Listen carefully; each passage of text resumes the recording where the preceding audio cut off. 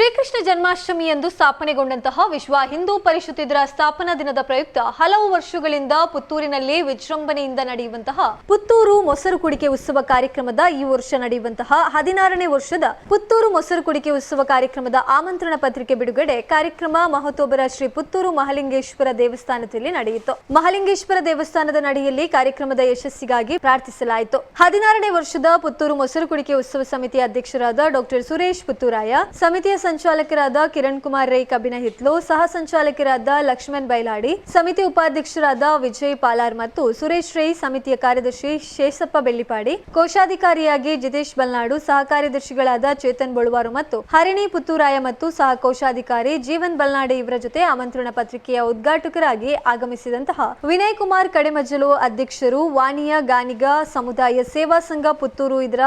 ಪುತ್ತೂರು ಮೊಸರು ಕುಡಿಕೆ ಉತ್ಸವದ ಲೋಗೋವನ್ನ ಬಿಡುಗಡೆ ಮಾಡಿದರು. ಈ ಸಂದರ್ಭದಲ್ಲಿ ವಿಶ್ವ ಹಿಂದೂ ಪರಿಷತ್ ಪುತ್ತೂರು ಜಿಲ್ಲಾ ಅಧ್ಯಕ್ಷರಾದ ಡಾಕ್ಟರ್ ಕೃಷ್ಣ ಪ್ರಸನ್ನ, ಪ್ರಮುಖರಾದ ಮುರಳಿ ಕೃಷ್ಣ ಹಂಸದಡ್ಕ,